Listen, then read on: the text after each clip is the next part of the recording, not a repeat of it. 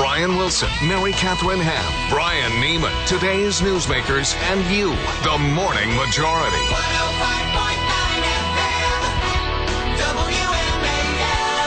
7:07 here with the Morning Majority. Good Tuesday to you, Brian Neiman, Mary Catherine Ham here in D.C. Brian Wilson is down in Florida for the big primary today. Chris Matthews is also down in Florida. You, of course, know him as the host of MSNBC's Hardball. You can check it out at 5 o'clock on MSNBC.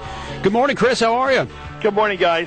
I do want to get into Florida, get your take on what's going on there, but I know you got a new book out, Jack Kennedy, Elusive Hero. I guess my first question to you, because I know you're fascinated with Kennedy like so many Americans are, where would he fit into the Democratic Party today? How would he'd be sort of where, I guess, center left, very close to the center. I think very conservative on some things, very tough cold warrior, tough on tax cutting. Not exactly Ted Kennedy. He was much more conservative and much more, I think, I guess classically American in sort of a common sense way. I mean, I think he was pretty much a classic. I mean, I'm making a case for him because I really believe it. I think he was the kind of a guy that appealed to most what you call Reagan Democrats as well as regular Democrats. And where is that person today in the Democratic Party? As well, a lot of conservatives want to listen to this show. Well, They're like, me. You? As a commentator, I mean, I think I'm looking for that person in the real political world because I'm somewhere there. I think there's a lot of people in that just slightly left, mainly center, who are looking for a deal between the two parties. I think he was a deal maker. And what's missing today are people that could go in the back room and see common ground and find it and be honest enough to admit there's common ground. Most of these guys pretend they can't agree on anything when they easily could. They just want to win the next election. They think the way to do that is to say no to the other guy. Chris, on that point, I remember I worked when for Tip O'Neill for 6 years. That's right. The best thing those guys did was cut deals. Exactly what I was going to ask you about. You worked with Tip O'Neill, who was a Democratic Speaker of the House. There was no doubt that Tip O'Neill was a Democrat day in and day out. But from time to time, he would actually reach across and actually cut a deal with Ronald Reagan to accomplish something. Where has that spirit of comedy gone, where you fight your good battle, but ultimately everybody put aside the rancor and actually come up with a deal? You know, when you're a kid, you're about 5 years old, and you learn that when you play Cowboys and Indians, when you shoot the other guy and the other guy says, oh, yeah, you got me. Unless the other guy says, you got me, the game doesn't work when he knows he got you. And so, but Tip knew he lost the 80 election badly when Reagan won big when he beat Carter, so he didn't get in his way. He didn't obstruct him. 2 years later, when Tip won the election, won most of the seats back in the House, Reagan buckled the Tip and said, okay, you won that one. We'll fix Social Security your way. So the way you win the next election is to recognize who won the last one and to not get in the way of it. Now, the Republican strategy, I'm not being partisan on this because it's a fact. The Republicans, like Mitch McConnell said, let's screw President Obama as much as we can, make sure he gets nothing done so he can't say there was any bipartisanship. And then they can go run against him. Well, I think the public might detect that, may not, but that calculation is not the normal way politics works. Normally you say, hey, you won the election, let's fix it your way, and let's move on. But in this case, we've just been stuck, I think. Well, when you're talking about the obstruction issue, one of the ante got upped when Barack Obama decided that recess appointments would happen whenever he declared the Senate was out. Does that not make obstructionism more of a problem because people are less likely to cooperate with you when you're declaring their House in or out of session, are they not? I know, it's gotten bitter. There's no doubt about it. It's another one of these games they play against each other when they feel they can't get anything done. You know, but does he hasn't been able to get any cabinet appointment. Apparently, a lot of ambassadorships don't get approved, just normally aren't getting approved. I know a guy that just got nominated for something, and he has no assurance. I talked to one guy, an ambassador, waited 15 months to get approved. I mean, there is a real slow-mo game going on here, a job action on the other side. But does he bear some responsibility, Barack Obama, for it depends who going starts there? It depends. Is he supposed to run the federal government? Is he supposed to have people to do the job? And if he can't get them approved, what is he supposed to do? Just live without appointments? Live without people to do the job? What's the alternative? But it was a finger in the eye, Chris. It was a finger in the eye when he appointed 2 members to the NLRB. It wasn't just any appointment. Sure. It wasn't a judge. It was the NLRB. You make the point that we're in a bitter period, okay? Mm-hmm.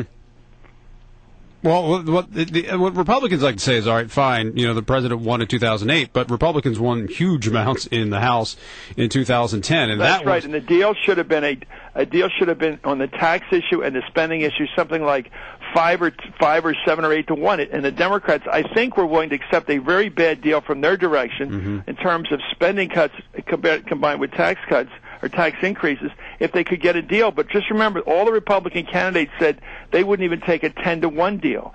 John Boehner wanted to cut a deal, but then he said, I need 200 of the people in my party. I can't go with 150 and cut a deal with 70 of the Democrats. I can't cut a compromise, even to my own party's advantage now, because my own party's become so truculent that no deal is possible. I think the Democrats knew they lost the last election. I don't know whether Pelosi did, but certainly Steny Hoyer knew he lost the last election. Who do you think to cut a deal? Who do you think poses more of a threat for Barack Obama, Newt Gingrich or Mitt Romney?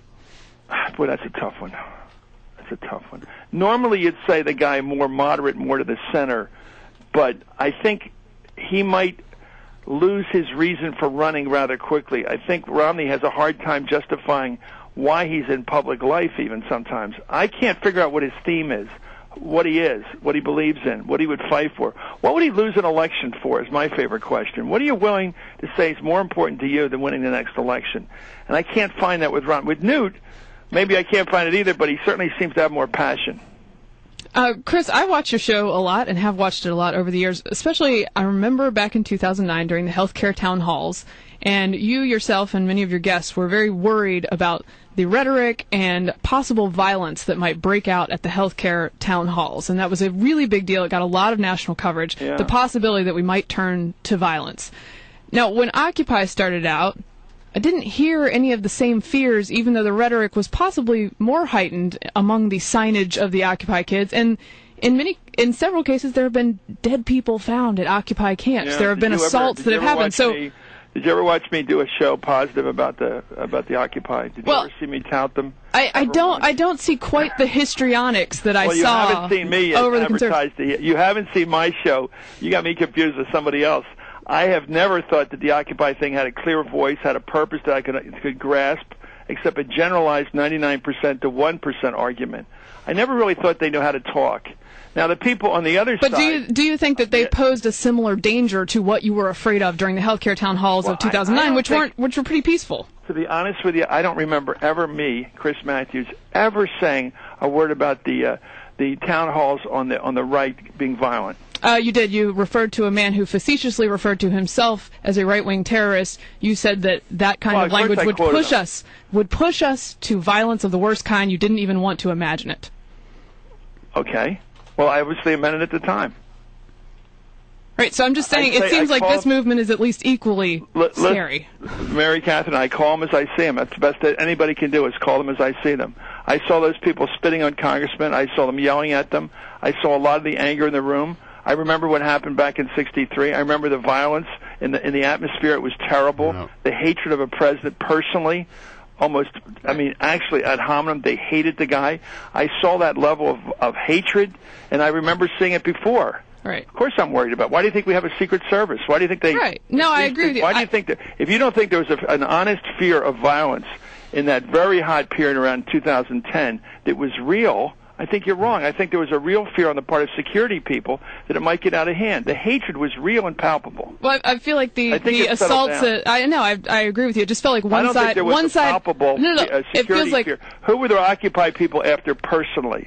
Where was the personal hatred there, Mary? Well, they were assaulting each other, and they were in many cases people getting shot. People getting shot in the camps. We're worried about the security of the President of the United States. That's all right. So that's the dividing line. But it felt like one side was allowed to be angry. The other side was not. Here. The distinction was a concern. You know, I was over at Arlington one time at the Lee Mansion. I heard this guy talking about the cause, and I'm beginning to think, is this a real Tea Party kind of guy? And I go, what is this, the cause? This isn't the Civil War continued, is it? Is this the great cause? There was a real level of national hatred of the president that I hadn't seen before. Certainly not under Clinton or under W. Under W, you didn't see that? Let's go get this guy. Oh, Lordy. All right, Chris, we'll leave it there. Yeah, it was there. It was there. It's been around. The hatred, the Hitler mustaches, all that stuff. I just haven't seen that before. Okay. You didn't see that during the Bush years? Wow. All right, we'll leave it there. I remember it. Thank you, Chris. You guys have a point of view, and I'm trying to look at this objectively. All right, well, we're trying to look at it objectively as well. Thank you.